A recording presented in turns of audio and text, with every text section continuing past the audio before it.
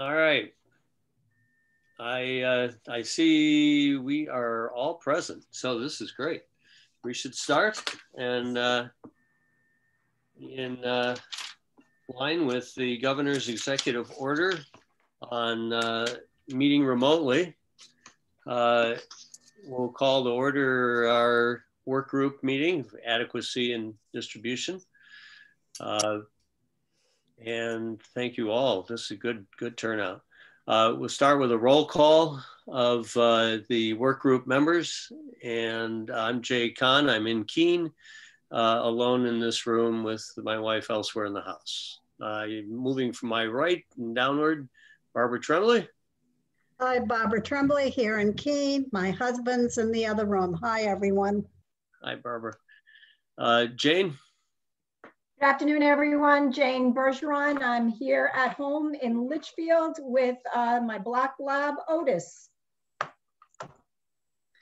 And Val. Val Zanchuk is here in Jaffrey, ostensibly disembodied, but floating in space, but alone in my office. Good luck for the remainder. Yeah. Bill. Hi, everyone. I'm in Jersey City at my daughter's apartment, enjoying my 2 grandsons, including the new babies. Oh, congratulations, Grandpa. So we may well be interrupted when the 2.5-year-old gets up from nap time. Iris? Hi, at home in Barrington. Lost track of the husband, but he can't have gone far in this weather. Right. All right. Thank you. We got 100%. Good job. Other members of the commission that are present, Dick Ames? Yeah, Dick Ames. I'm here in Jaffrey in my home office alone. Mel? Mel Myler calling from Port Clyde, Maine. David? Dave Luno here in Hopkinton. And Rick?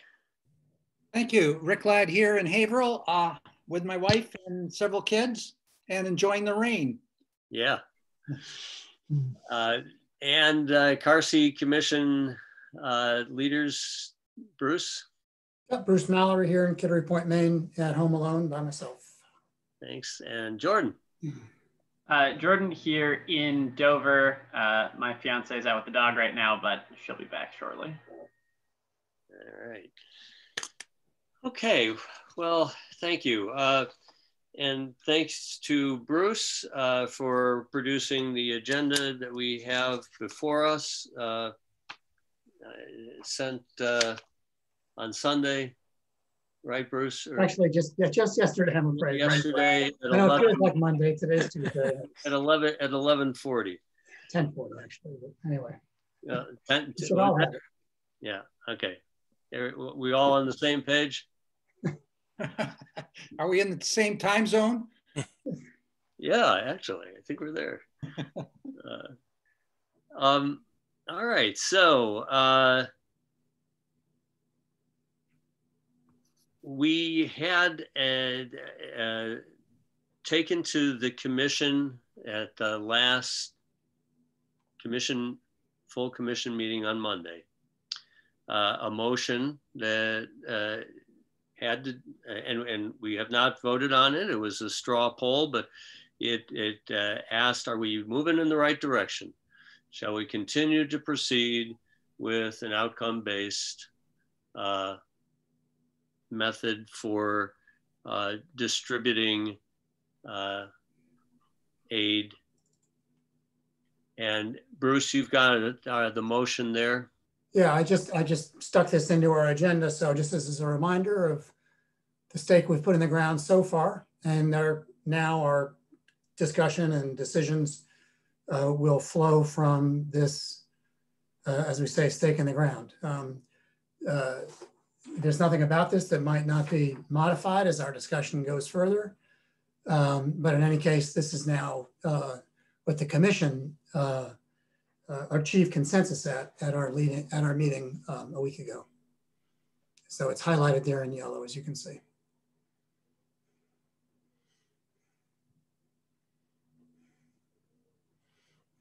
so it's here for us to take that one more look at it, because this agenda, as you can see, begins to try to align to this principle.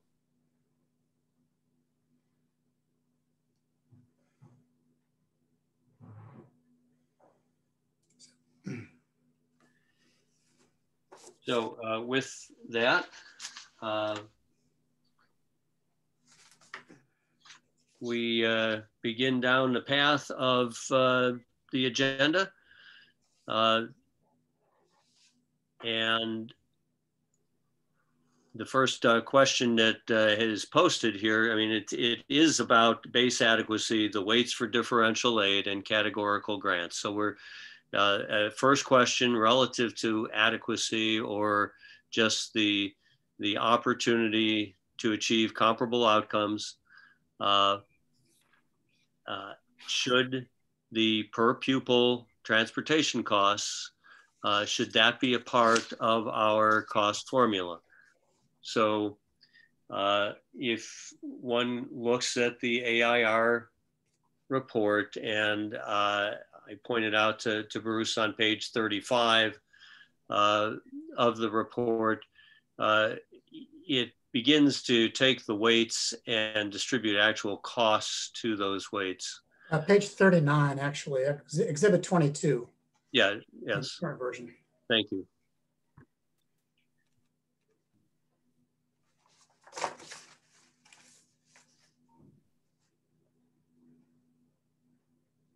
And so on this, and now Jay, if I might, about this specific question of transportation, and we've talked about transportation being in or out of the formula quite a bit. There are various points of view about that. And if folks are referencing the AIR report, or I can read the footnote here as well, just to sort of maybe ground this conversation.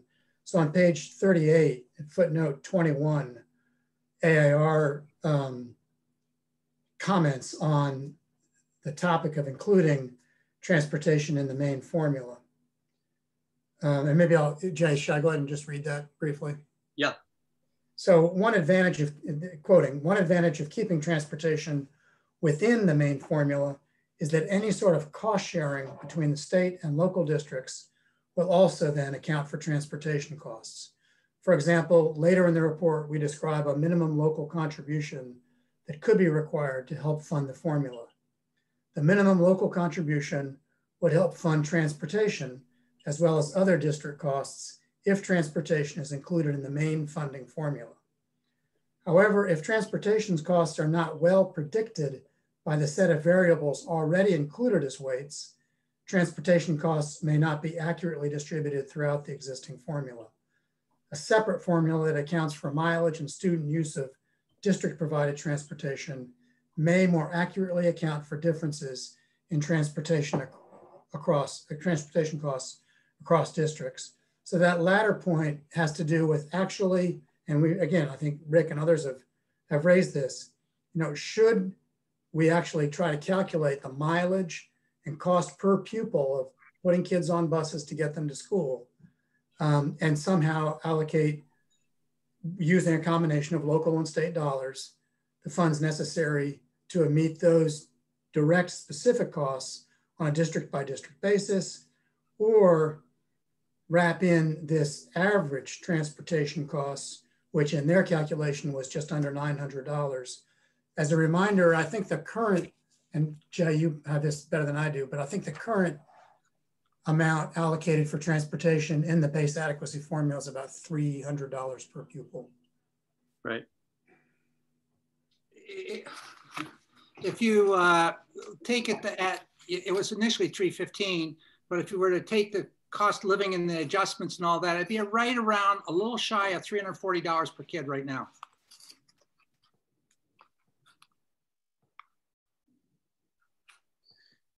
And the Conval lawsuit puts it at $828.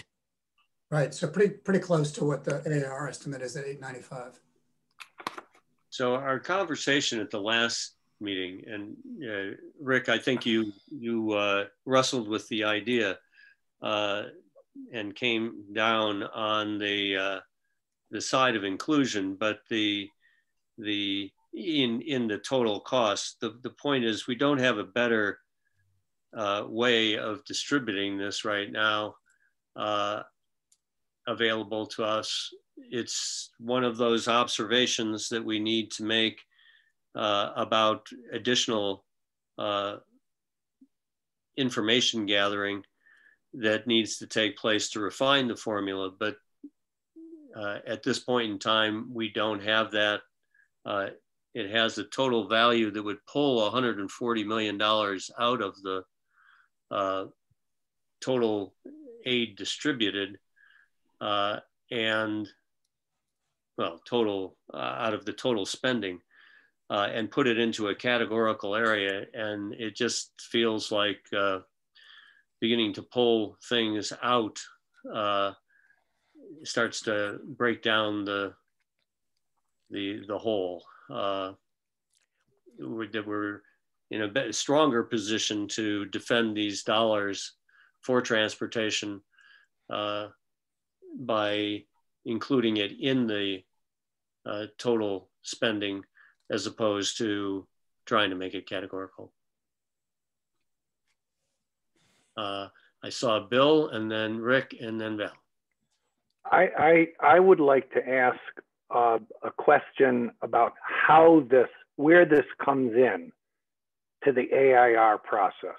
So in step 1 of the AIR process, they come up with a predicted cost per district to achieve an average state outcome.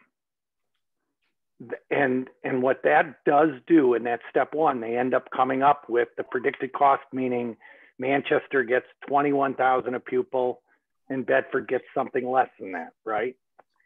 So if what we're talking about, does it just simply go into how does it impact the step 1 calculation? Because, you know, ultimately, the way I'm looking at it is if what we're trying to do is predict the cost necessary to achieve that outcome, having transportation costs per district in, it really, I don't see how that's going to change the core relationship among the districts that's set up with that step 1.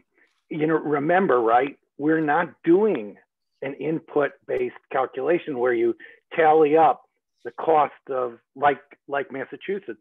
So I guess in listening to this, I'm a little bit troubled by a continuing conflict between an outcomes-based discussion, which is step 1, and the sense, Jay, of should transportation costs be in or out. It just doesn't have the same impact of including it in or out.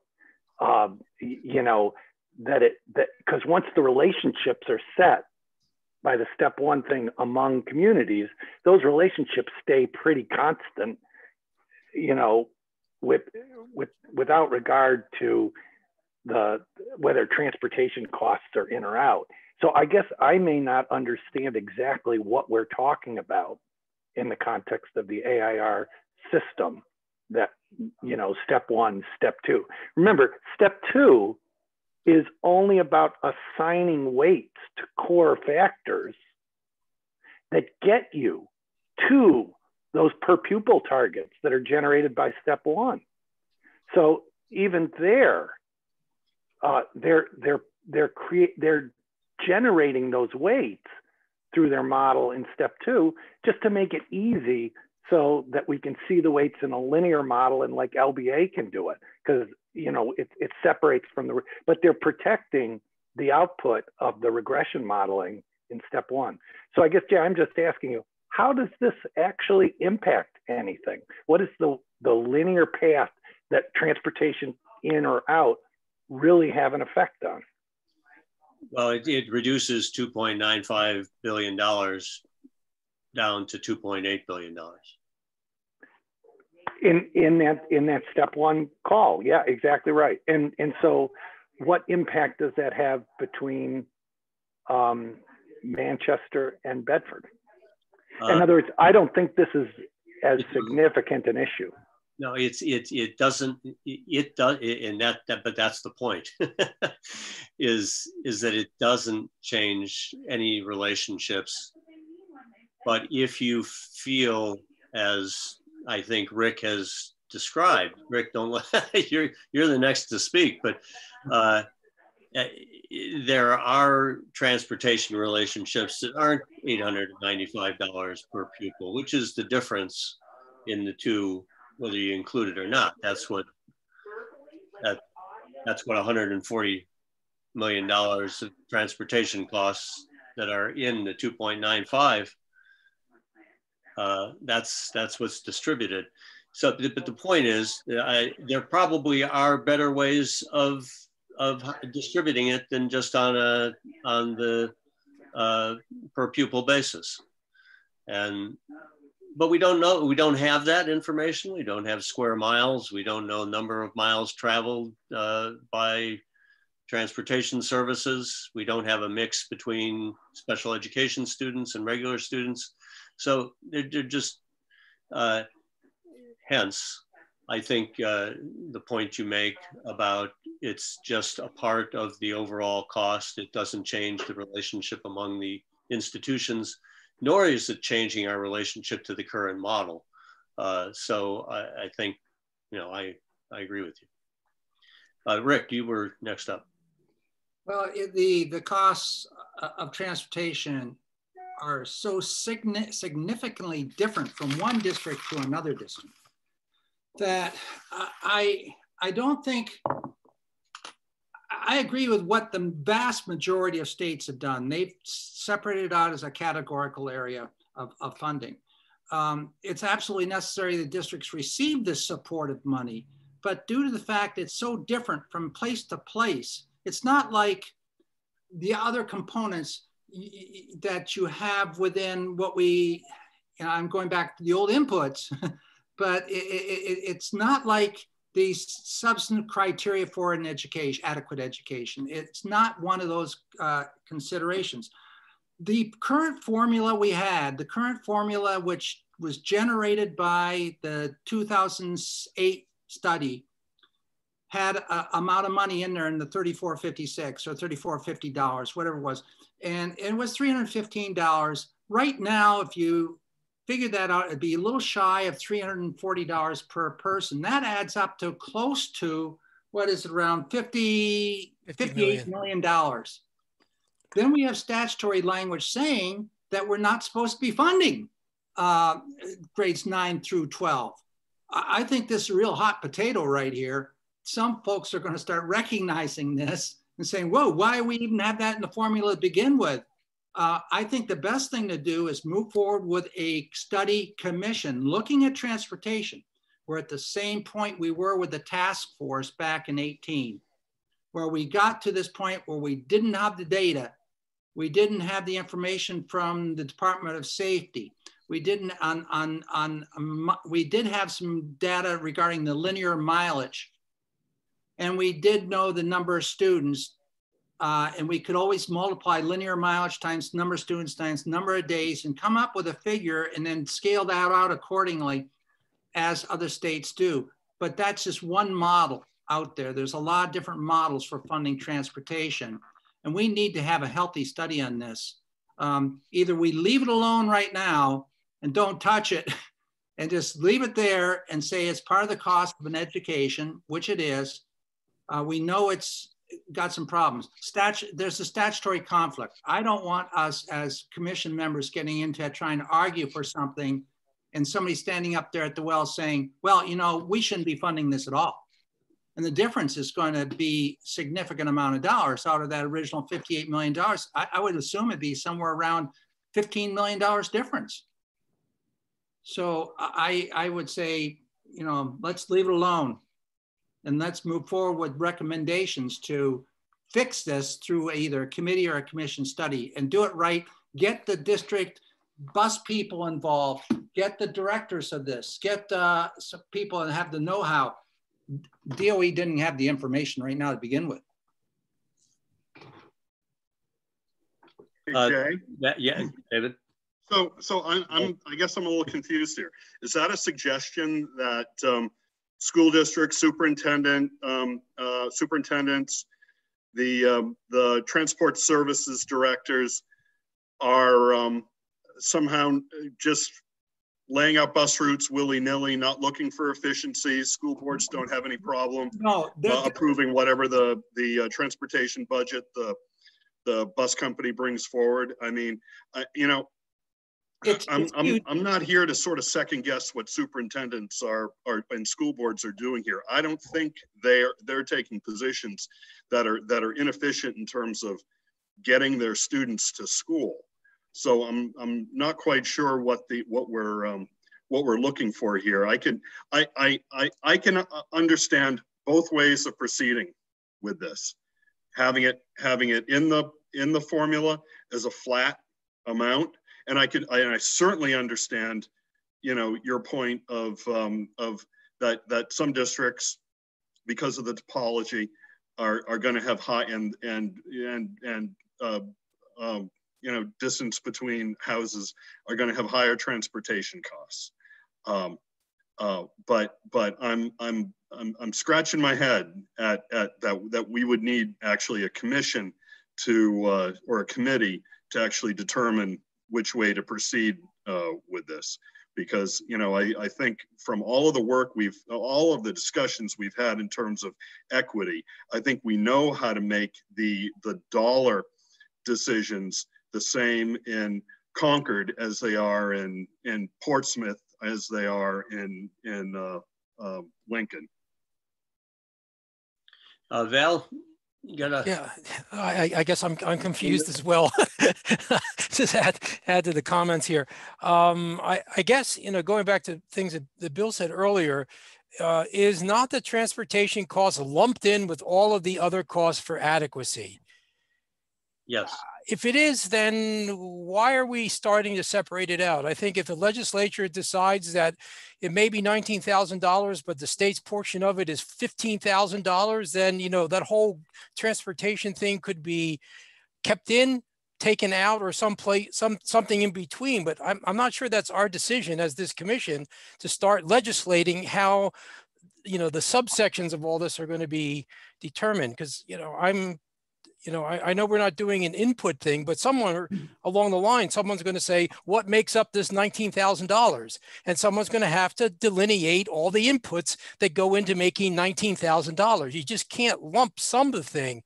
So as much as we say it's output based, you're going to have some sort of input assumptions to get to $19,000. And I think, you know, we're getting maybe, you know, we're getting into the sorts of stuff that the legislators on this commission get into. But from my perspective as a businessman, we shouldn't be pre-deciding all these final things. I mean, I don't even have in my mind clarity as to what the state's responsibility is towards this $19,000, because we're going from almost nothing to 100%.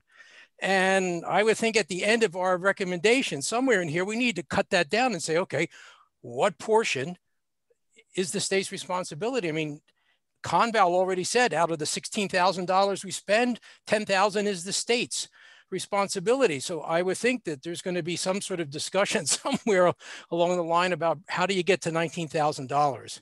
Because I don't think it's a black box, as we've said before. There has to be inputs to this, and I don't think we should start breaking it down. That's not, I don't think, the responsibility of the commission to start breaking down the $19,000 into its component pieces. Otherwise, we start doing the arguments that the legislature is going to have to do when we give them our report that says it's $19,000, figure out what portion is the state's. Yeah, well, and that will be the $3 billion question. Yep. But I think everybody's essentially winding up at the same place. I think AIR gave us a report that we did with transportation in and out that we asked for. It rolls back quite a few months, but I think back in April when we were looking at other states and how when we were looking at how other states are distributing aid, we found that transportation was in a categorical outside the model in some of the other states. So that's why they gave us the outcomes. Well, you know, as we heard yesterday at the CTE meeting, we have school districts that have cut their transportation down to zero and are leaving it up to the kids to get to school on their own.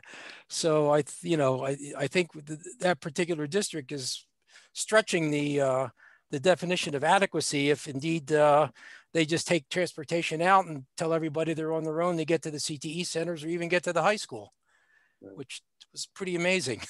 Right, but that's, as Rick will point out, that is the current statute, except that we're supposed to be reimbursing when there is transportation for the CTE. All right, well, good. It seems like everyone's comfortable enough. We can put this one to rest. Bill? I think so, but I must say, and you all have heard me say this before, Val's raised the key question. If we go down this path and we're suggesting that we're going to choose a total spending number that reflects reality as the kind of way to start our formula analysis, and if the effect of that is to suggest that the $3 billion of cost is all a state budget responsibility, I certainly can't support that. I think it would undermine public schools and local involvement in public schools in a way that would harm quality. And I don't know when we get to that discussion, but to build a report or an adequacy work group solution around a $3 billion total cost while leaving open the question that Val has raised about what is the state budget share and what is the local budget share, to go down that path, I just want to let you know, there's no way this particular member could ever support having a number that's 3 billion and all come from the state budget. And I just want to make sure that I'm not misleading anyone as we go down these agendas that Bruce has carefully constructed. Yes, yes, yes, yes, yes. If we leave this issue to the end, I think it could blow up unless all of you agree that we should have a state budget financed school system with no local contribution. I certainly am not in that position. I don't want to leave it, Val. Your question, it is the key question we're at right now. That's right.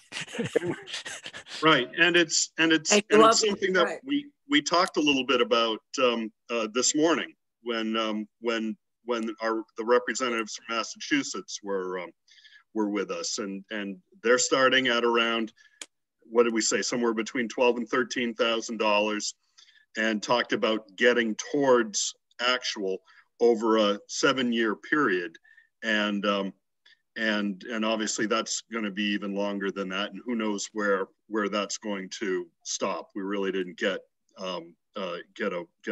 a full discussion on that. But one of the things that we are going to look at is to try to determine if there's a correlation between state share and outcomes, because clearly, as Bill, as you've pointed out, New Hampshire and Massachusetts are towards the the left side of that, the low side of that graph in terms of state share, and are at the top of the board as far as outcomes. So understanding that correlation, how that correlation holds, I think will be an important thing to feed into that discussion. Yeah, following up on Val's couple of points and Bill's additional comments on them, obviously I've thought of that as the key issue all along. I come at it from a different way than Bill does. I come at it from concern over identifying the state's obligation as something other than what the courts previously said it was. And if we do that, what happens in the future as legislatures continue to lessen that obligation. And I do think, as Bill said, that one of the reasons I could not straw poll in support of the language last week was it's become increasingly clear that phase one of this work in defining and costing adequacy is leading to a certain place or places in phase two of financing that I'm not sure what they are, and I'm not sure I can support them, but it's very clear there's a link developing. And I can't support something without knowing what that is. I think Val's other point that he made was what I was trying to say at the end of that discussion last week also, is you can call this starting with outcomes, but what you're doing is you're financing the inputs. And people are not going to accept that my town gets X and your town gets Y just because the regression analysis said so. They're going to want to know what's involved in that.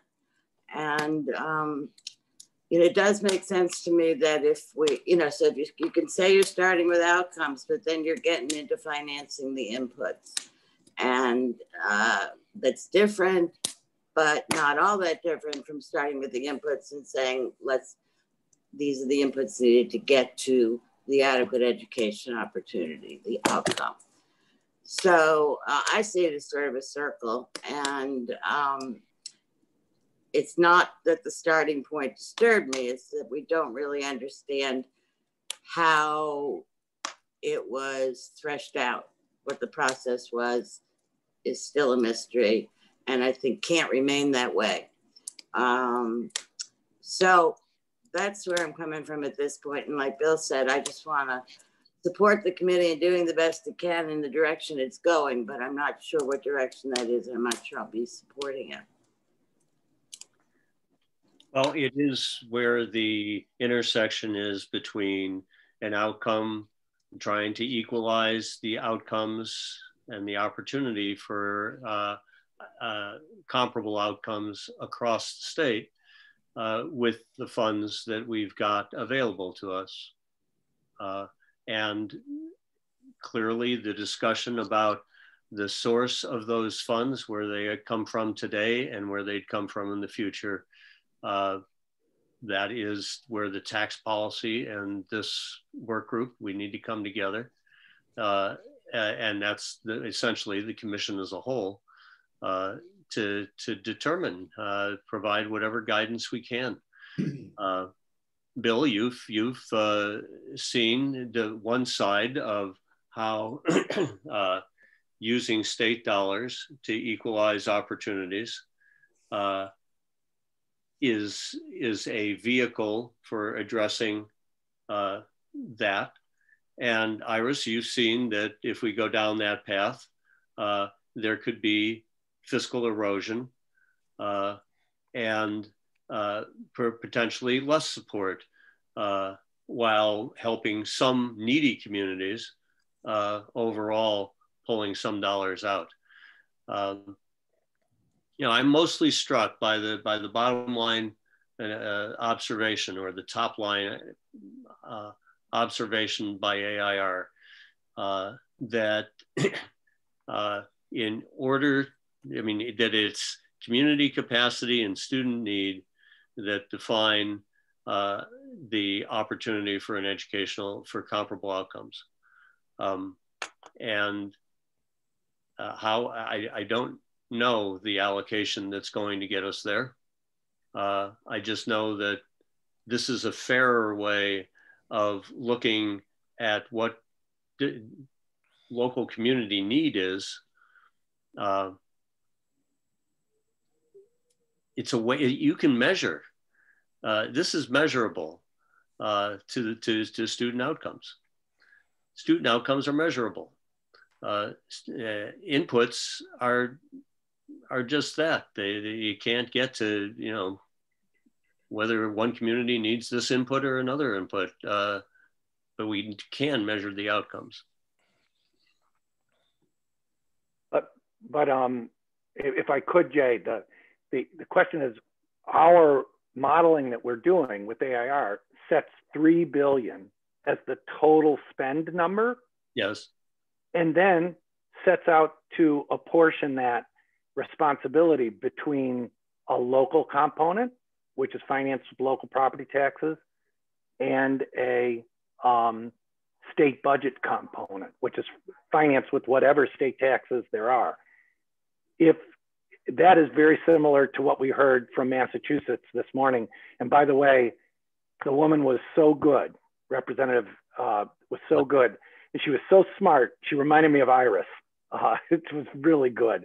And that was a great, but in Massachusetts, they don't fund the total foundation budget with state budget dollars. And so to some extent, this thing, if we're going to start with 3 billion, which is the total spending, and I think that makes sense, if we're driven into a corner by starting with 3 billion means the entire 3 billion has to come from the state budget, which is what a very, a very aggressive, can you hear me? Yes. Yeah, an aggressive reading of the first and last dollar rule would require. That's a real problem. So what is the answer to that? Yeah, I certainly don't envision that we're going to see $3 billion collected by the state and redistributed across the state, but we've got a basis at least of how to distribute what dollars the state will. And it's using the same differentiated need categories as we currently have. So it's not that in that regard, Iris, I agree with you that we are working very much with comparable factors as were recommended a dozen years ago, recalibrating based on student outcomes and whatever pot of funds the state has to distribute. Just a quick interjection, at the full commission meeting next Monday, which is one of our extended meetings, Drew was provided, we haven't distributed it yet just because of timing, a memo trying to explain the regression model so that it's less of a black box, less of a mystery. And Drew will be present at next Monday's meeting to talk through that, what we hope will be a layperson's explanation. I totally sympathetic to Iris's skepticism or concern about what looks like a black box model, simply because it's a sophisticated statistical tool that most of us don't have access to or don't understand. So in any case, there is a rational explanation of how the base costs were arrived at and how the differential weights were arrived at. And so that's still an open question for us, I think, in terms of being sure we all understand the basis for the base formula and then the weights added to that. So more to come, stay tuned. So it is why I Bruce, whatever page it is on, but Exhibit 22 in the AIR report, to me, it lays out all of the cost factors. You start with the constant, which is the $5,868 per pupil that can't be attributed to a particular student characteristic or need or district characteristic. And then you build the model based on what it takes to provide those comparable outcomes. So I think we've got data in front of us, and I'm glad that Drew will be available to back up the way in which he achieved those dollar amounts. Yeah. Dick, I see you, and Val and Barbara. Okay, thank you. Good discussion, and this is a core issue, and thank you, Bill, for starting us down this pathway, or maybe it was even Val who started this, I think it was. So I share the concern that Bill in particular articulated.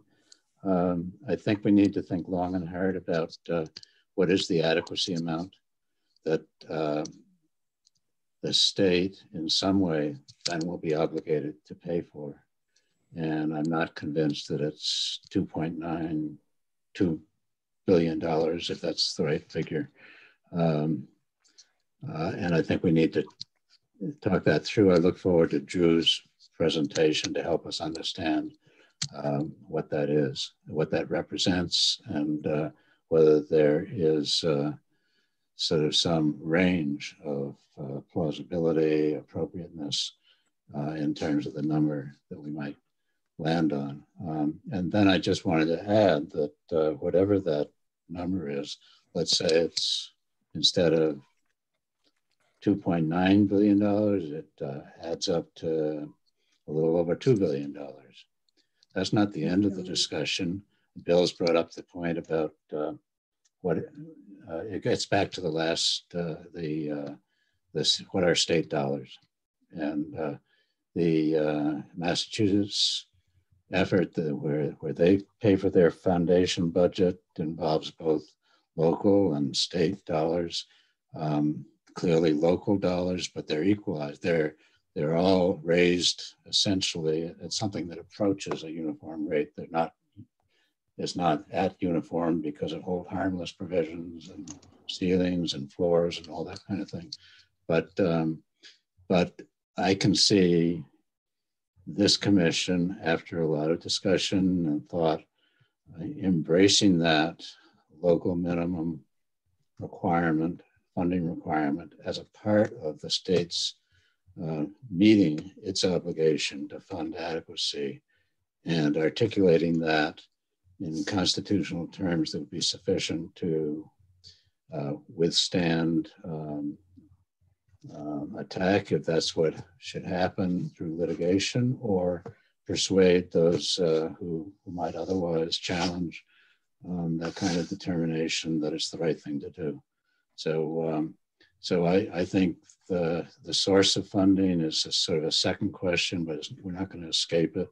We're going to have to come to it after we come to some understanding of what we really mean by and what we really want to commit to as adequacy across the state and locality by locality. There's a process here. There's a process here that we need to go through. And I, for one, I'm certainly not wedded to sort of the numbers that the formula that AIR has given to us add up to. Val? Yeah, we were talking about the base number, and it just brought to mind in our discussion with the AR people next week of, is that the fictitious, no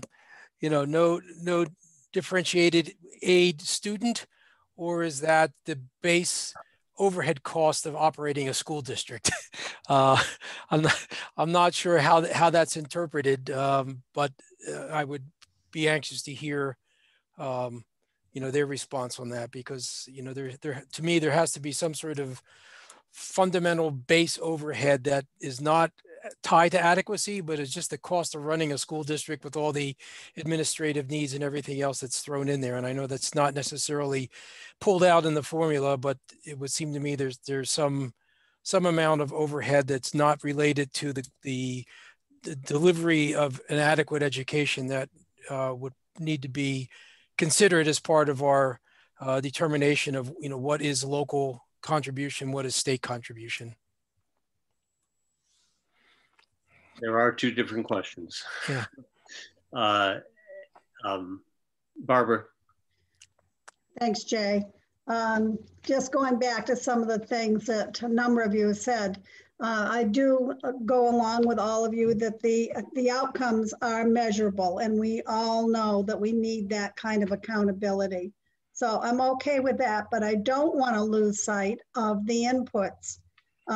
Rick, you have brought up many times the requirements, the minimum requirements. We have the list of categories stated. I don't want to lose sight of some of those requirements because it's very easy when money is tight to lose some of those elements. And I see Iris nodding her head because we know it's happened in a number of districts. So I'm walking between the outcomes and the inputs all the time. I'm thinking like you, Val, certain things that are part of a district cost, like a superintendent's cost, a nurse's cost, and all the others that we have discussed over the months that are concerning to me. We cannot lose sight of the minimum state requirements and that how that plays out when in the fiscal part.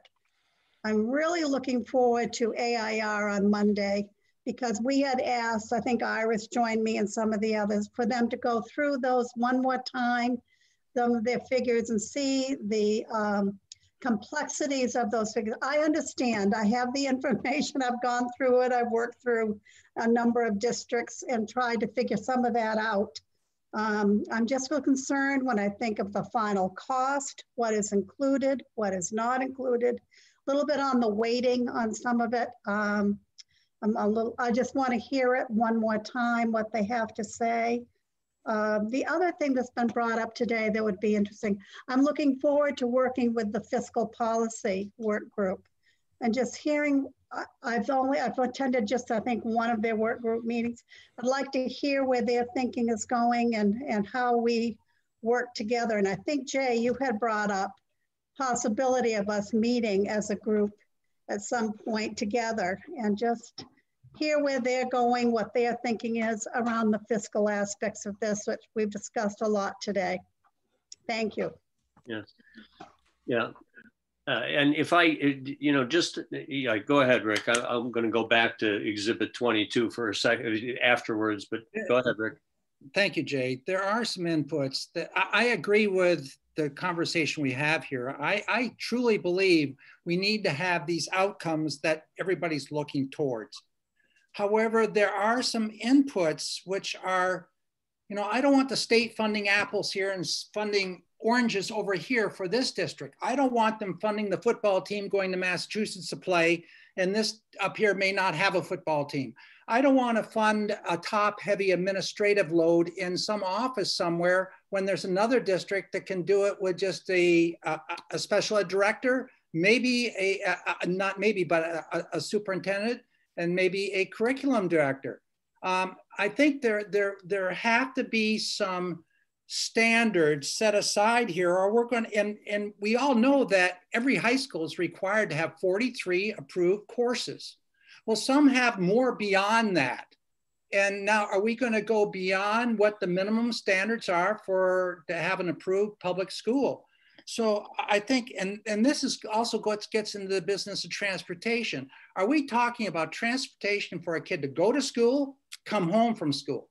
Are we talking about shipping them off to Vermont or Maine to play that soccer game?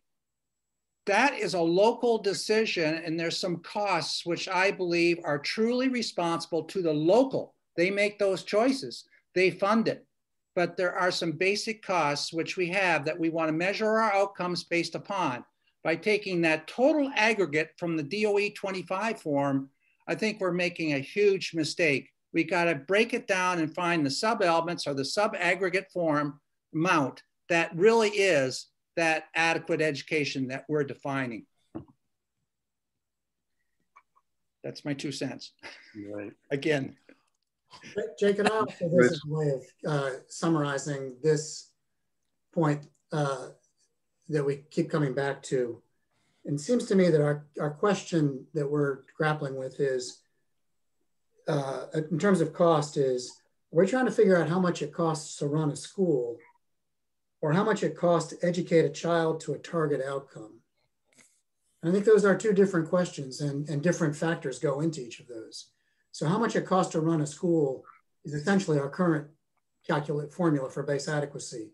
As Barbara said, superintendent, nurse, instructional technology person, class sizes, transportation, food service, and achieving the minimum standards that are outlined in 193. trying to identify what it costs to educate a child to a target outcome immediately raises the question, who's the child?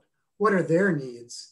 And what resources need to go into what inputs into that child if they happen to be poor or speaking English as a second language or special education student, or in the middle grades or in a small school district, according to the AIR analysis.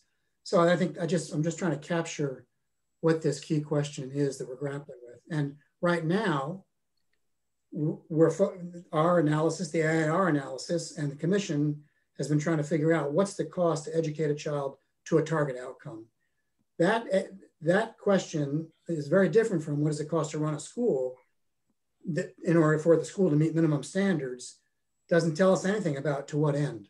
What are the purposes of that? What will the graduate of that school look like in terms of their career and college readiness? So just trying to create some clarity here for what it is we're grappling with. And well, I think we're trying to fund the opportunity for an adequate education. So what comprises the opportunity for an adequate education? You've said reaching a target outcome comprises that opportunity. So then you're funding what's needed to attain that target outcome. Yeah. I also been wondering what that means is as you go ahead and do that and fund the ability to meet that target outcome, because that's what it means to have the opportunity for an adequate education. What happens as those districts' outcomes change or don't change over time? And how does that affect whether they're meeting the definition? I'm quite confused about that. Mel? Well, I think aren't we talking about two different things here? We're talking about the cost of an adequate education, but we're also talking about how that cost relates to outcomes. So is it too simplistic to say, this is what it costs? And in some school districts, that cost provides good outcomes. In some school districts, that cost does not provide good outcomes, primarily because they can't raise that kind of money to reach those outcomes. So is there a point here where that cost that we define can be applied to the outcomes so that we don't miss what AIR says, which says that those who can't produce the amount of money for that outcomes, they ought to be getting more from the state? I mean, am I looking at this too simplistically? I think not. I think that's where we'll end up. David? Yeah, and thanks, Jay. And Mel, I think that's a really good point you just brought up. The only thing I would add on that is let's separate what you're getting from the state from what the estimated cost to achieve that outcome is by district. So we know that to achieve state average cost for state average outcome for all public schools across the state, we know this. It costs $3.1 billion. 2.9 billion if you shut off the federal bucks and stuff. So we know that, and because we made that the goal, state average, which is a good. I mean, nationally, that's a pretty good mark. A little bit behind Massachusetts, but not too far behind our great neighbor. It's a really good outcome. If we were to set that mark differently at more than state average or less than state average, now we need to figure out what that's going to cost, because we don't know what that's going to cost. We don't know if achieving one, remember back to the Z-score thing, state average is a Z-score of 0. If we want to achieve a state average, well, it's no longer be state average, a Z-score of 1, what's that going to cost? Or a Z-score of -1, what's that going to cost? Is it going to cost half of what we're spending? We don't know that, but we know that to get state average, we know exactly what that costs, the 2.9, billion dollars. And so going back to step 1, we know what the total already is, that $2.9 billion. We know that every district is getting different outcomes and they're spending different amounts of money. And we know that there's a tight correlation. That goes back to that correlation chart in the AIR report. I forget what page it's on, but it had that R of, what was it, Bill, a 0.74 or a 0.73, but it was strong. And you could see the 2 big bubbles in the lower left-hand corner and it going straight up at a 45-degree angle right through the upper right-hand quadrant. So a really, really nice, tight correlation. And so that indicates right there that with the exception of some outliers, and there's always some outliers, that the cost of the estimated costs for lower performing district to become state average performance is going to have to go up, and for a higher performing district, their estimated cost for performing state average is not as high as they're spending right now. And I think that's exactly what the AIR data bears out, particularly in step 1. And because we're using a lot of knowns on that. And I don't think there's anything magic about it. It would be more magical, I think, if we were to try to figure out, well, what would it be if state average rather than currently 0 was the -1 we're at? That would be a lot more magic, because we don't know what that would be on a statewide basis. So I think this is less magical than we think it is. Jane, did you have a point? Because wanted to ask Bruce if he would put up Exhibit 22, but it sounds like one of those Judiciary Committee hearings. Jane, do you have a point? I would just echo some of the thoughts that, Barbara has brought forward in terms of, this is a bold and visionary model for us. And it's so important that we stay focused on student outcomes. I think it's still a little bit foggy in terms of not connecting it directly to the inputs. And I'm hopeful that AIR on Monday is going to help kind of walk us through what that looks like and how we articulate that. I just continue to worry about our timeline and the amount of work that we have to get done in a very short amount of time. And I'm not sure how we're going to get through all of this. So that's just kind of where I'm thinking at the moment. Great. Iris? Yeah, I was just going to ask if you could ask Drew to be prepared to talk a little bit about how things unfold over time with this approach. So as I was asking my remarks, as you start to fund, what you're saying is the money necessary for these districts to reach the average outcome, either they will or they won't, and what happens either way to the overall scheme. Yeah, I raised a similar kind of question earlier today about how this does phase, how it is phasable. And yes, I think your point about accountability is got to be a part of our report. Bruce, would you just try with Exhibit 22, because the remainder of this discussion today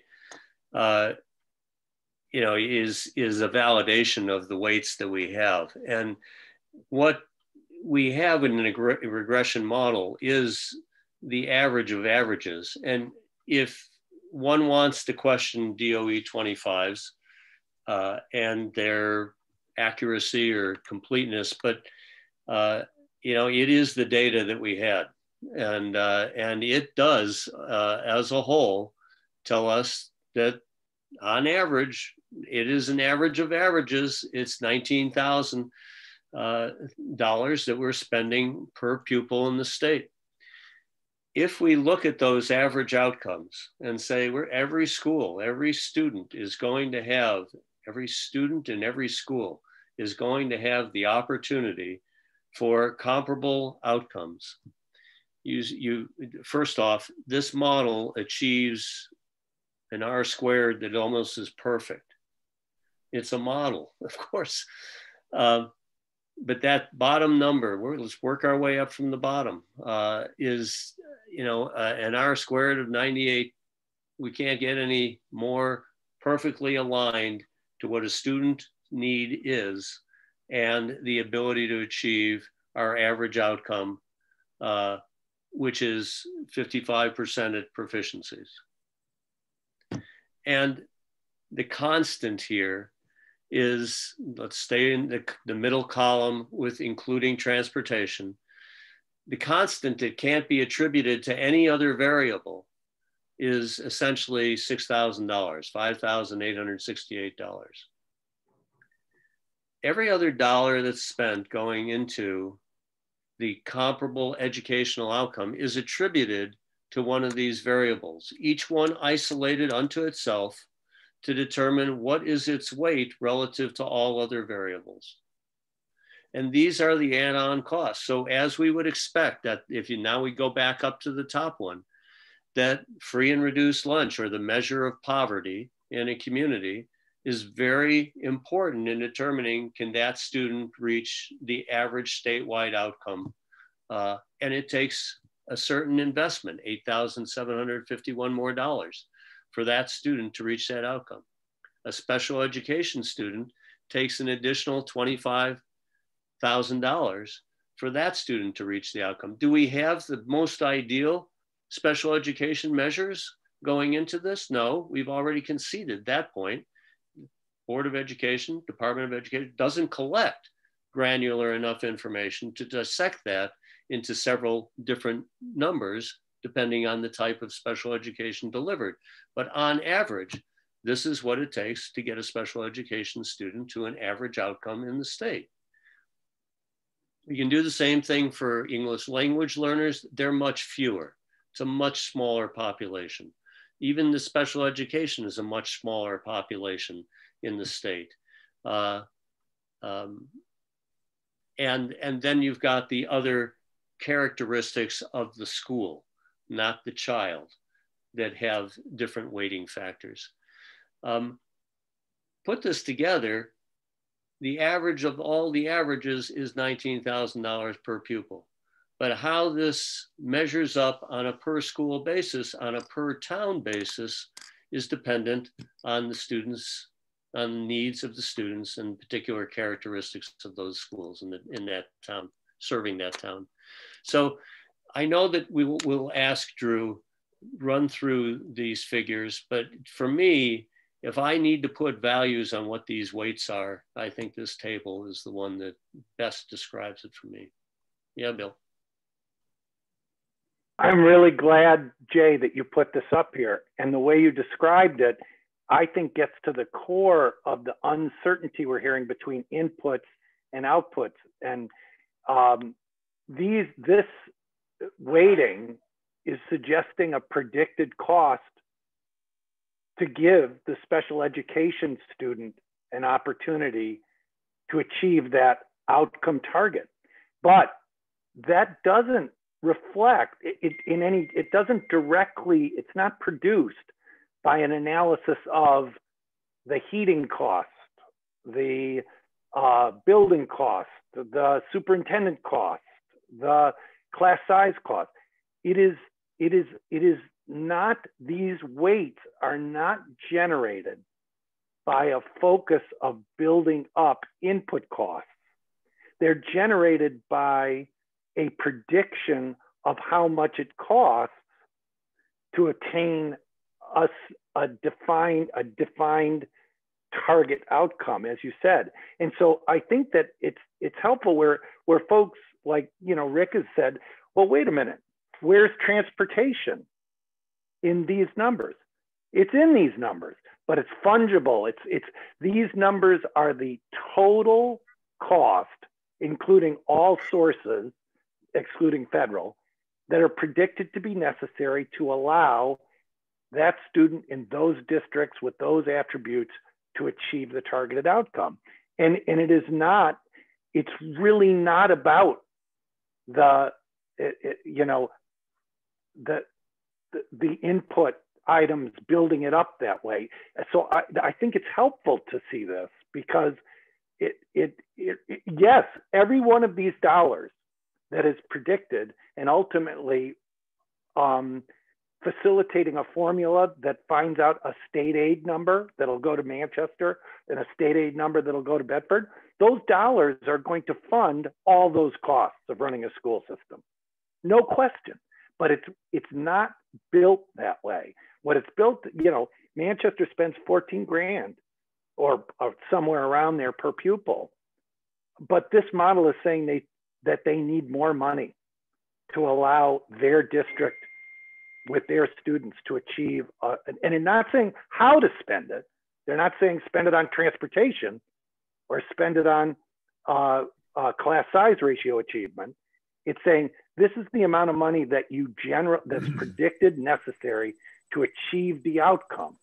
That's the shift. And so I think it's very helpful. You know, Jay, let me ask you, since you know, it's clear you've really spent, you understand this better than I do. The EL rate, ELL rate there, the predicted cost per pupil, including or excluding transportation. Did AIR build up a list in order to reach that number, build up a list of costs that go into uniquely, the education required for an EL student? Or how they didn't, right? Right. No, it's all a matter of where you start. And if 55% proficiency is what an EL student is going to achieve, here's what it takes to do so. We know that there are certain EL students. We can see that data. The reason we couldn't break down the special education data is because when you started to do it, there were discrete people, right, behind it. This is bulked up enough that we can see as a whole to get those students to, you know, there is an ideal type student who actually is achieving the proficiency levels of the state, who has English learning as a special need.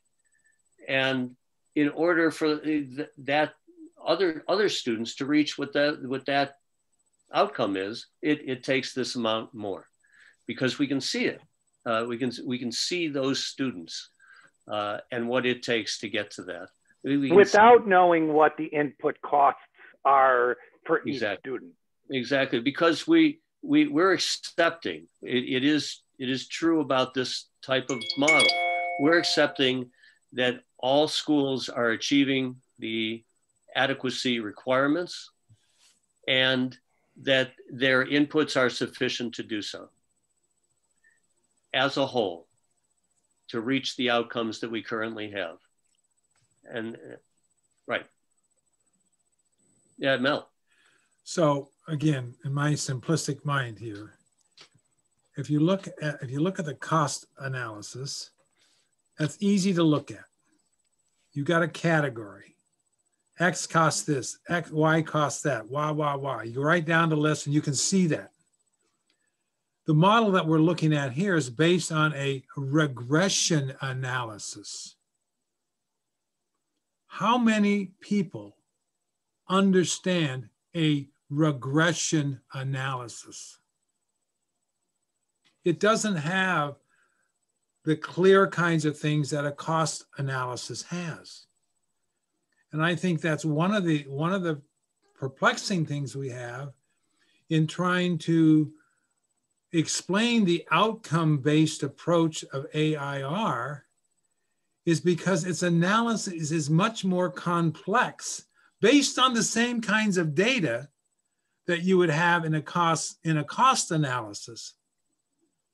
And I think that therein lies, to me, the dilemma that we have in trying to explain something that's new, that is centered, that is student-centered based, rather than operations and personnel based, which is much easier to look at than the regression analysis, which has a much more complex thing of, as you begin to look at, you know, your standard versus your independent line. I mean, to me, that is part of the problem here, is just trying to explain how AIR came up with this. I think the graphs speak well to help explain that, and would be necessary, you know, in anything we go public with in terms of trying to explain how we got to these numbers. Because I think people can look at a scatter diagram and see a straight line that tries to fit that scatter diagram and say that the regression analysis is the equation that gives you the best fit to the data. And here's what that best fit looks like. And it has an R squared of X. So it represents, you know, a certain percent, it describes the variation to an X percent. And there are going to be outliers. And, you know, it's easier to explain it if we show the graph. And I think in anything that we do going forward, we need to put the numbers in the background, but put the graphs up front, because I think most people have an intuitive understanding when they see the line that the regression analysis represents when put on top of all the scattered data that we have to measure. So I think we need to move in that direction as we get more and more public with this, and as we try to explain it, you know, to the legislature and everyone else who's going to have to deal with all this information. Yeah, I'm just saying that it's hard to, I think it's hard to explain the dependent and independent lines on a graph.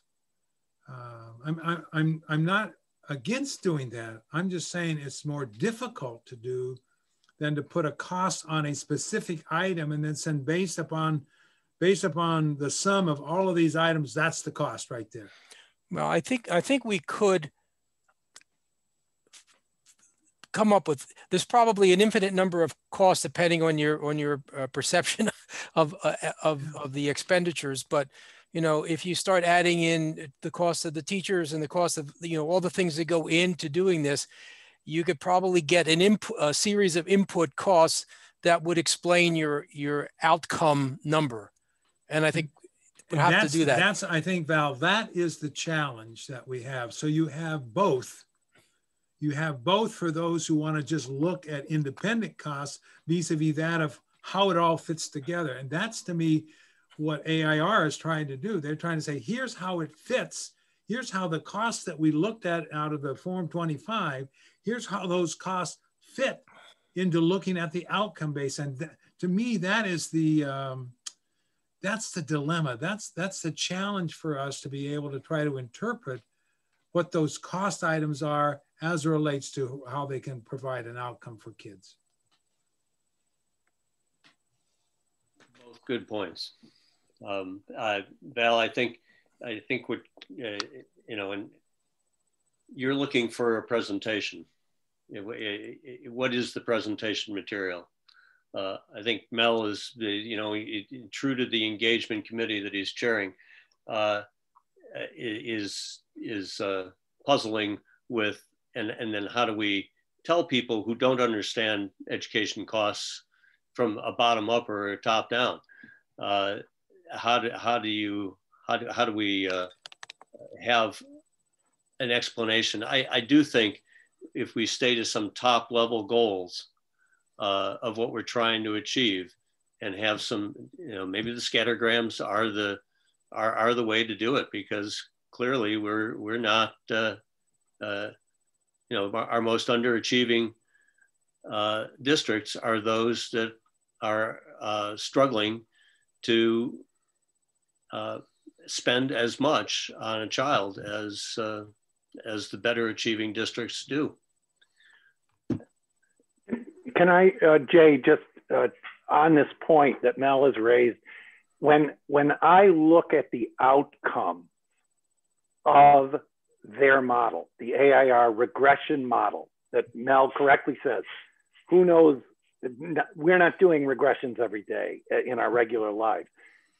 I see that Manchester is identified as requiring more commitment from the state to get its students to an opportunity for a good education. I see that Claremont is high on the list.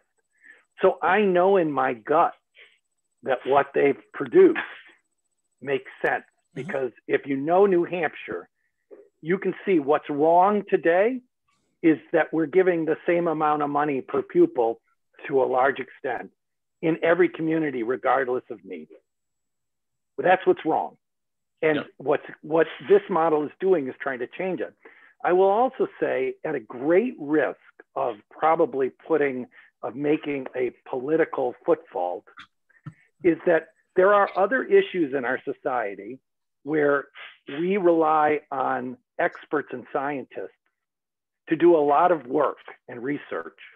And when they produce an outcome, you say that's legitimate because I can trust the science. For example, climate change. Do humans have an impact on climate change? I haven't gone around the entire set of oceans and tested myself all of the measuring things and run all the computer models. But you know what? I'm pretty confident that humans have a substantial impact on climate because, I trust the process and the care that was used. To some extent, Mel, I think we have to be able to explain that using good, qualified, credible data analysis that produces outcomes like we're seeing, which is Manchester needs more money to get there. People, who deny that, at some point are, you got to say, well, where do you think the fair result is? Do you think it's fair that Hanover gets the same amount per pupil of precious state aid money as Claremont? If you answer that question, that's the core issue here. And I think the results of the AIR study make sense to me, even if I'm not crisply able to do their scientific analysis myself. I'm seeing that the result makes sense and makes more sense than what we've got today. And what they've done mirrors very closely what Reaching Higher did in their analysis. The types of graphs and regression formulas that Reaching Higher came up with pretty much match exactly what AIR did. So we have it, in the state analysis and out of the state analysis, all coming up with the same consistent response of spending versus outcome. So it's not just AIR. It's been replicated by people who are even more familiar with the state of education in New Hampshire and came up with the same information. So what you're saying there, Val, really goes to validate step one of the AIR process. Exactly. Because if you go back to when Liz Canada was in talking about their results, they did the same sort of work that AIR did, but they did it a year ago. So I mean, and they did it with the same data and perhaps even more of an intimate knowledge of the nuances of New Hampshire education in community, and came up with the same basic information. So it's corroborates everything. Right. So breaking this down into the steps again.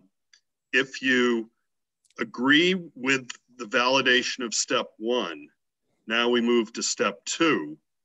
Step two's modeling weights yield the step one data with almost perfect accuracy. Exactly. Right, Jay? Yes. So if you agree with step one, step two then becomes, yeah, step two works. The estimation model works. And if you don't use those weights, then you're distorting the regression model, and the outcome will be different than the regression model suggests it should be, because you're changing all of these parameters, these coefficients. So they have to be, as you said, they have to be accepted, or else you're going to distort the model. And you get to the point where I think people need to dissociate their perceived input variable or their input amount. They may say, well, this doesn't seem like the right amount of money for this. But if you say that number shouldn't be 4.9, but it should be 5.3, now you've completely distorted the outcome. So to have the model work, you have to use the coefficients. Mm-hmm. And that's absolutely right. And I think Drew and Jesse have also laid that out. That's not to say that other variables could be put into a model and test and measured, you know, in a statistical analysis, but at least based on the data that we had, there wasn't additional sufficient data to be able to discern that with nearly the level of accuracy of the FRL, ELL, special education, and school size. Exactly. You know, and if legislators think there should be more money set aside, they can put it in a bucket outside of the model and say, okay, here's my extra aid that I want to put here, because otherwise the outcome of the model will be off. And then a year, 2 years, 5 years from now, people are going to be complaining about, you know, how much aid they got, and it's going to be distorted in a linear fashion times the number of years by how much, you know, the coefficients have been tweaked. Precisely. Yeah. I mean, it harkens back, and I know we'll close on this not too long from now, Bruce, so that we have a little bit of time to talk about these categorical areas and the other questions here. But it's why on school size, while we aren't 100% comfortable with that variable, that weight would need to be redistributed among all the other weights if we took it out. So it is significant. It does make a difference in how much it takes for a district to get to those average outcomes. And, you know, it's very, as you say, this is a perfect fit to what we, to achieve the outcomes that we've identified. So Jay, in order to go back to what Barbara was shared a concern, and I think others had it too, about what our glide path is in the work that this work group's doing, but also in the full commission. You know, getting some sort of I guess consensus or agreement behind the validity or the integrity of the expected costs from step one. And I think there's you know, if you agree to that, there's already an implicit validity in step two being the weights. Even if there's concern about well, maybe we should have other weights or other factors on that, but we don't have that data. If we can get some sort of consensus behind where we're at right now, the empirical work that's been done, and possibly, and this I think would be a significant piece in the commission's recommendations. What new data collection needs to be conducted by the department in order for us 7 years hence, 10 years hence, whenever it is, and maybe we want to do it sometime between 5 and 10 years out. Do another deep analysis, looking at additional new data and seeing how that reflects upon the the estimated costs. Yeah, a good point. And let's not try to answer it, but it's a good point of trying to collect the data that we've been talking about. Iris, I know you want to make a point. And I wanted to follow up on your comment about, you know, we have questions about the small schools weight, but that it would take redistributing the funds that are allocated to that among the other categories of weights. I, for one, would like to see that done and like to see a comparison of what the results are, because I would like to get it right from the beginning, not find out that we've put that chunk of money into small school weighting in what I would view as in an appropriate way, that doesn't spend the dollars in the most effective way. I'd rather see that money allocated to free and reduced or whatever. But, and it probably wouldn't happen that way from what you're saying, is to probably get distributed, you know, by percentage across all the other categories that will remain. We won't start fiddling with where should it go. It just gets melted into all the other things that are there. But I don't want to just drop the issue of the small schools. Just want to make that point once more. Yeah, Bill. And Jay, to maybe one way to look at this and to see, are there problems with the step 1, step 2 model, is to look at where the districts have been ranked. I think I've heard Iris say there are a couple of outliers that strike her as not making sense. I know probably all of us have heard from folks in some towns who say, hey, you know, we have very valuable property and we're down the list on this, but we have a lot of low income. And we heard today the Massachusetts formula takes that into account. One way to proceed, Jay, would be to have, to the extent the adequacy work group is, you know, is continuing to evaluate, is say, come up with the 10 biggest or 15, 20 biggest question marks in the way the towns are distributed in that model. You know, I think Manchester is exactly right. So that wouldn't be on my list of questions. But there were some towns when I went through it, I saw, hey, that's funny that town ended up there in the sort mechanism. A way that New Hampshire folks can check out the results is see if those different weights and the amount of dollars per pupil that are all allocated in the simulation model, does that make sense to them? And maybe we can come up and talk about those questionable results instead of like me saying, I love it because it helps Claremont. I love it because it helps Berlin. I love it because it helps Manchester, which I think are the real problems. But maybe there are a whole bunch of question marks that could allow for the tweaking that Iris is talking about in the long run. Well, you're getting into. Go ahead, Bill. Well, on the issue, I mean, Iris has raised this a couple of times, particularly around the small school stuff. To me, there are some standards around that. You know, if I'm in an isolated school area where I have no choice but to have a small, without consolidating someplace else, that's a whole nother question that this commission is not going to deal with. But if I'm in an isolated one, that's one issue. But if on the other hand, I choose to be small, I vote to be small, where I could be in a larger district, that to me, I look at a much different situation than if by just the geography of where my district is, I am a small school.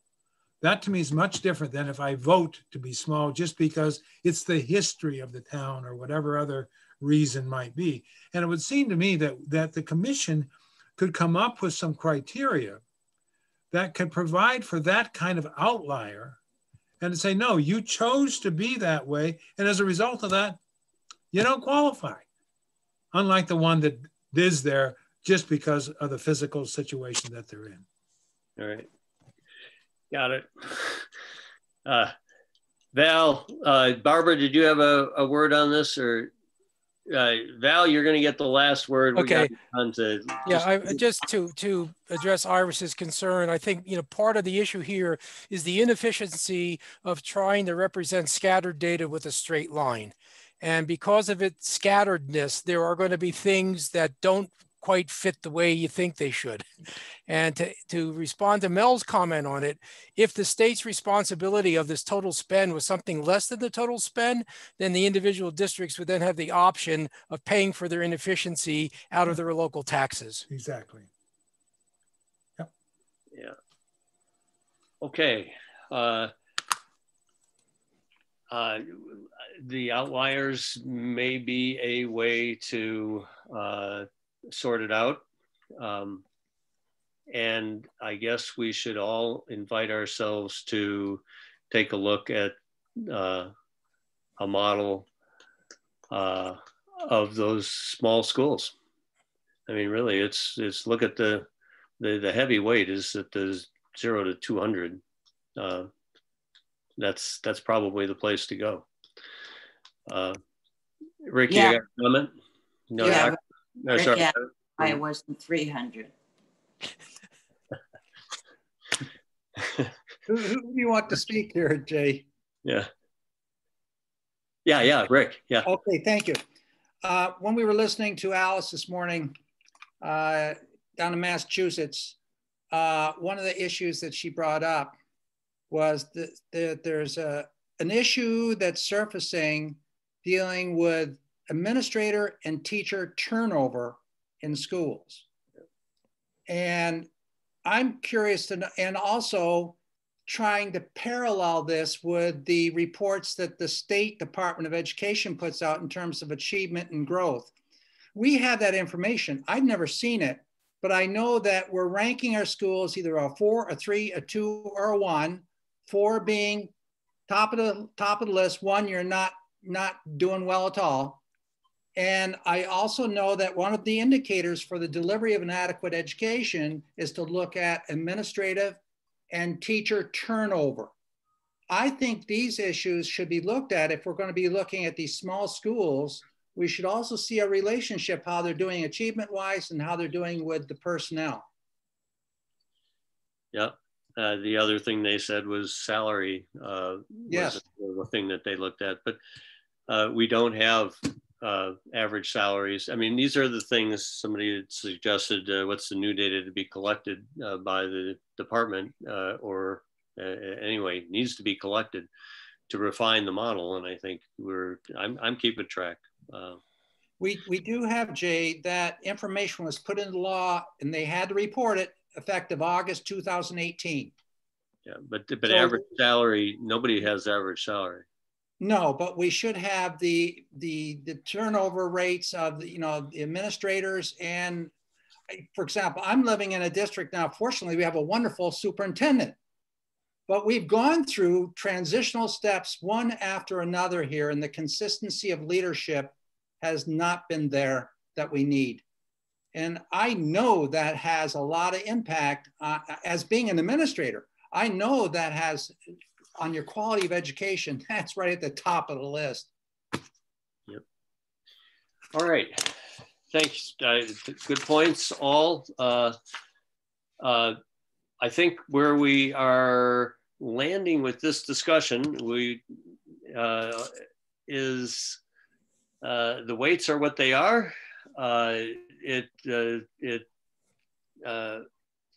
We can perhaps ask AIR if they pulled out district size. We are still concerned about district size, maybe looking at at what schools are qualifying for small district weighting. But I think we're realizing that if we are going to use this approach, the weights are what they are to achieve these outcomes that we've determined ought to be the state's goal. So with that, and I'm sure we'll capture it in our minutes,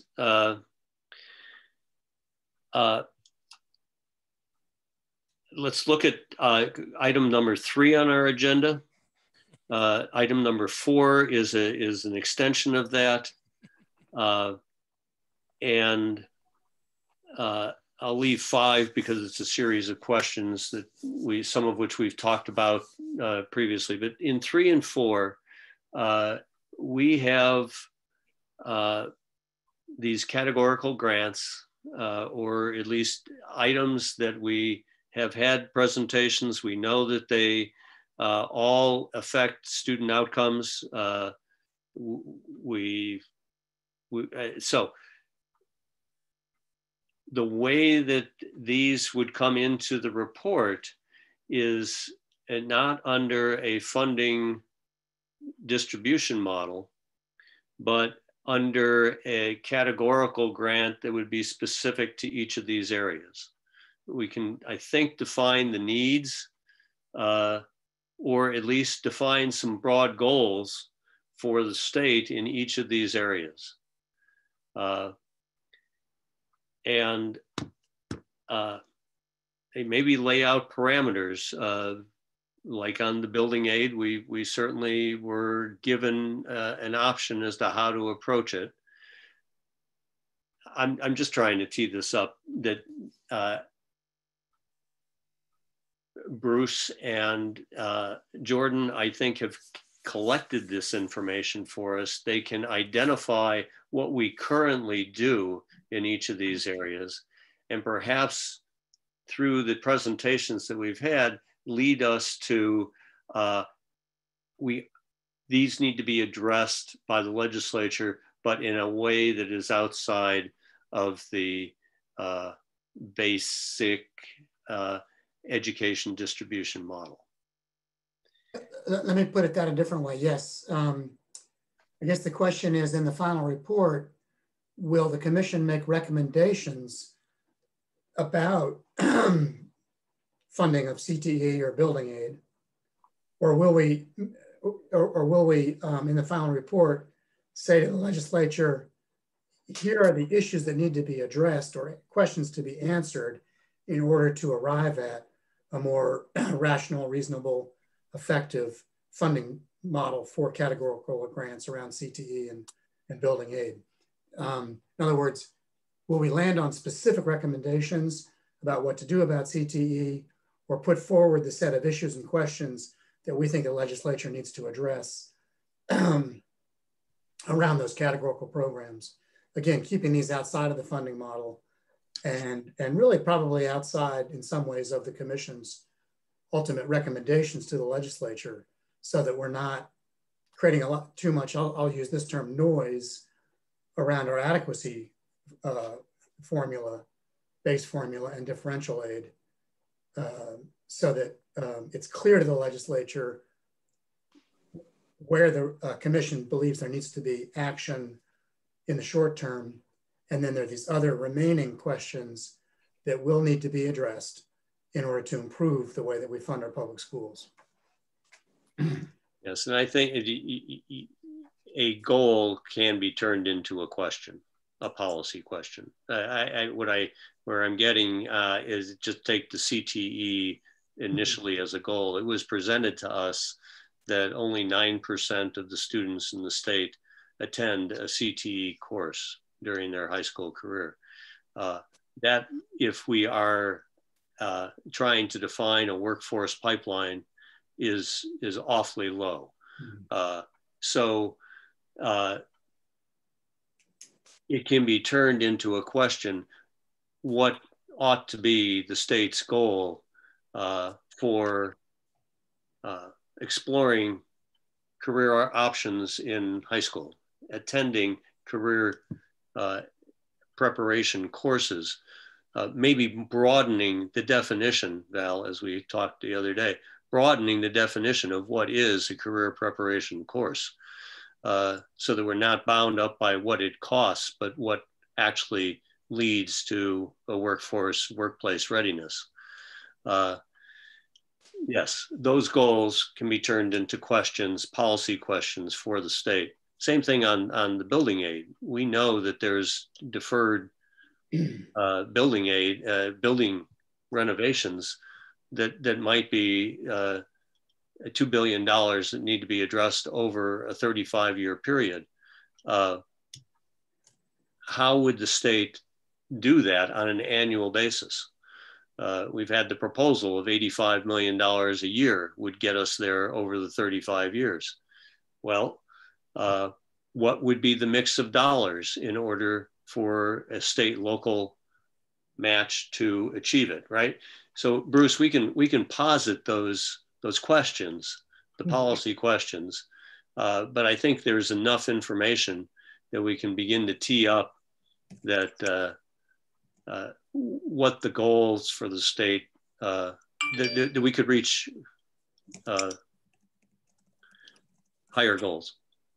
So Jay, what you're saying, I think, is that the commission was charged to do this, but in gathering the data to do this, we've heard a whole bunch of other stuff from people who've identified issues that need to be addressed. And these are the kinds of questions that still need to be answered via the legislature or some other kind of, that's kind of out of our bailiwick, beyond the charge that we particularly had. Is that what you're saying? Yes. Okay. Yeah. And early childhood is, it's another one. Where we have a state commission that is looking at it. We know that what the state and school districts are supporting right now is only giving access to about a third of our students. Will the state have a higher goal for early childhood education? Could we plug that into our model actually to see what the benefit is in third grade, scores are, but we don't have those results yet. Yeah, Iris. Oh, good idea. Let's take the small schools money and do that.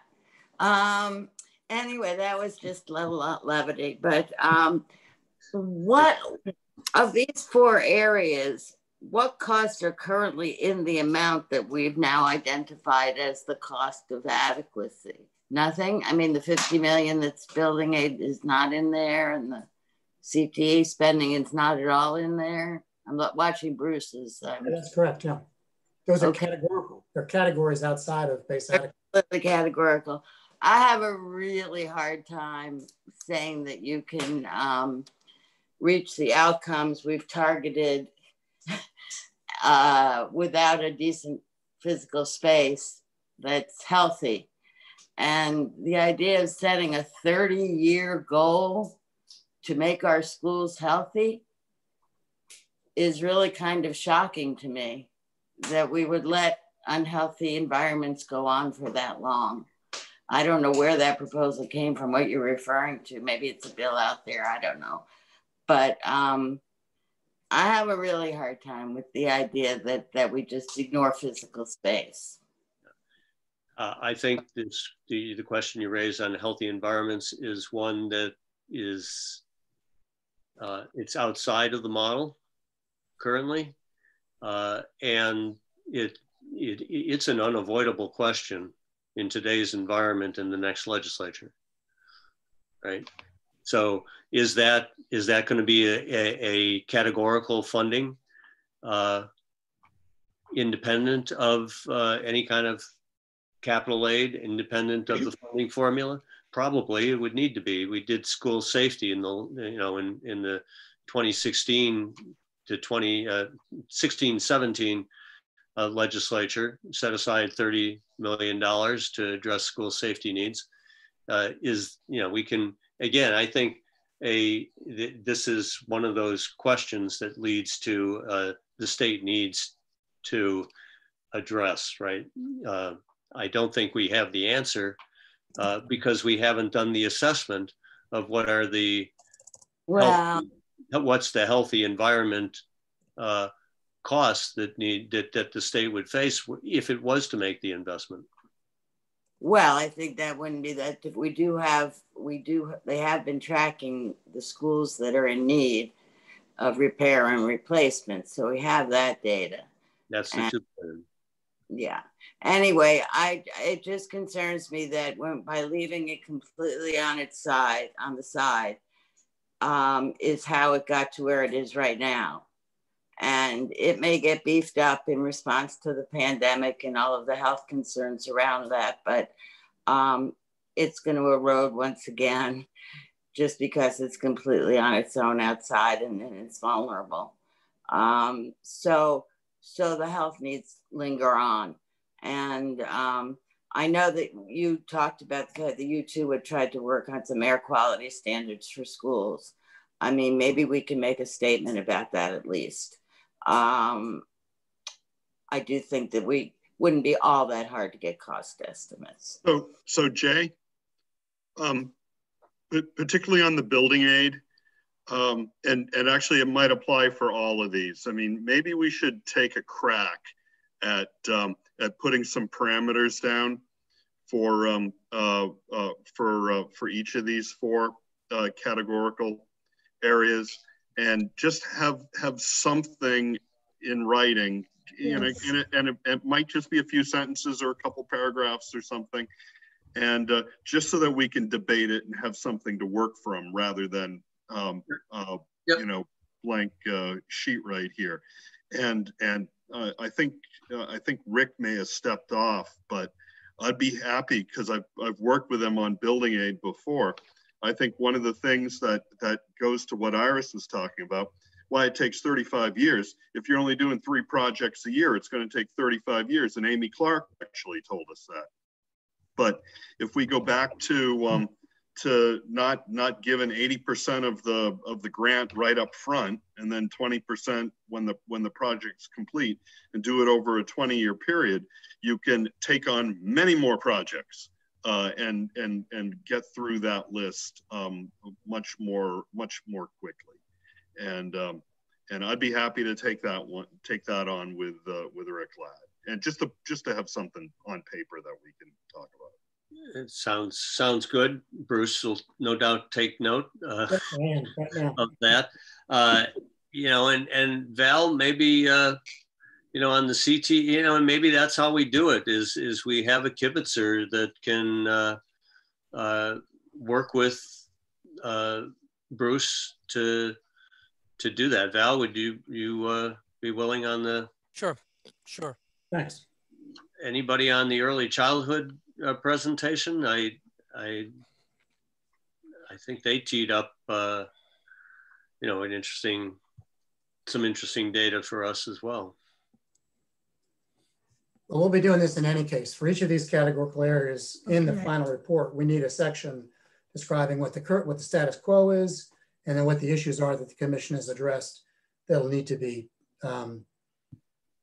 translated into some kind of policy action. Again, somewhat, you know, outside the adequacy model, perhaps outside even the charge to the commission, but we've identified these. They're unavoidable issues that have to be addressed going forward. And so if Dave can help on building aid, and Rick and Val can help on CTE, we'll also be doing early childhood. Yeah.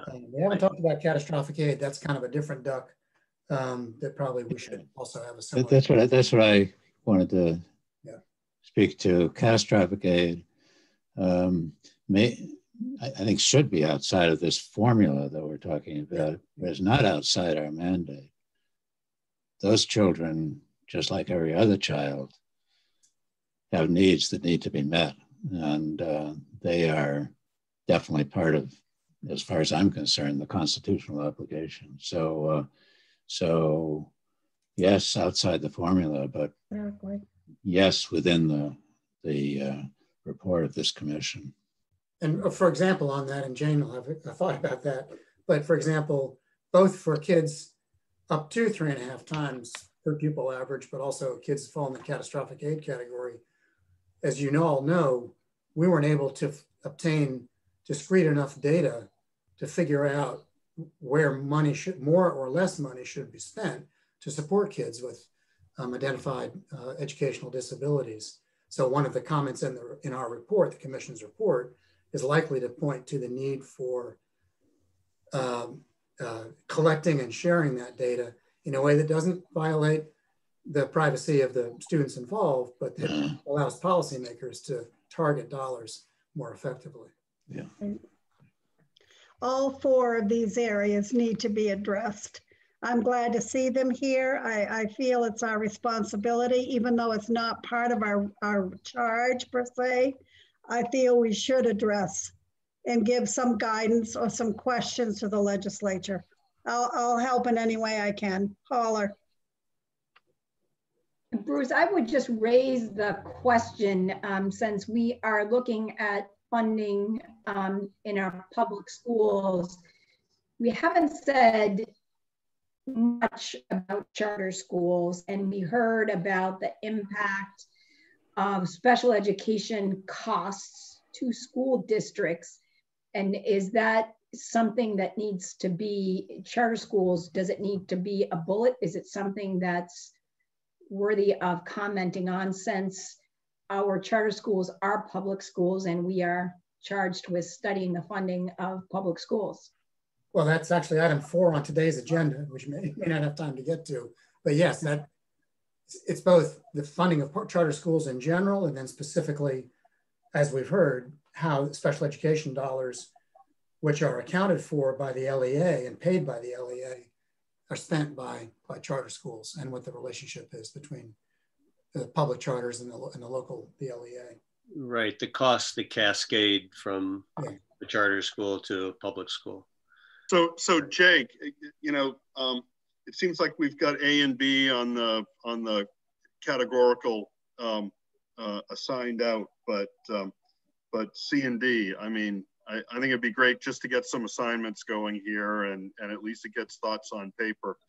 And you know, Dick talked a little bit about the special education aid. And I know Rick has actually has an LSR in on that changed. I don't know if that may be another one that we can work with Rick on. It sounded like we had readers wishing to kibitz on the catastrophic aid. So who's talking about that? Dick and Jane. Oh, Dick and Jane. Okay. And Barbara indicated that she's available on others, and maybe by default here, the early childhood is Barbara, if you can help out with that. I can help out with that too. I have a background. Yeah, good, Iris. I'm glad you said that, because you were most vocal during that conversation. Yes, many years in that world. Yeah. And I'm holding out right now because I think I'm going to be working on property tax relief components. So with Dave and the team there. So yeah, and that's a good place, Bill. So Bill's a free agent. He's crossing over to fiscal policy here. He's been doing that throughout. Well, this is what we've been talking about. Welcome, Bill. They're very integrated. Oh, yeah. Yeah, we're right at that part where it's all starting to blend. So yeah. Great. Yeah. Okay, I think we've gone through a good chunk of this agenda today, and I thank you. Anything else for the good of the order? The next commission meeting, I think the schedule is going to be refreshed. So look in the agenda for that. What additional meetings there are going to be scheduled. We'll get that out tomorrow to everybody. For now, next Monday, full commission on the 19th will be extended 1 to 4:30.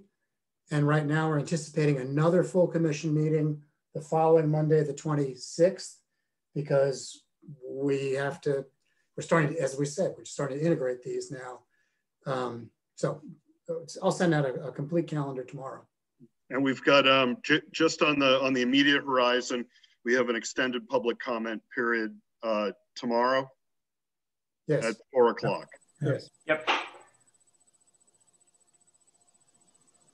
All right, and those great notes. Thank you. Try and find time in your calendars for everything you're being asked to do. Enjoy the grandkids, Bill. You got it. Thank you. All right, everyone be well. Take care.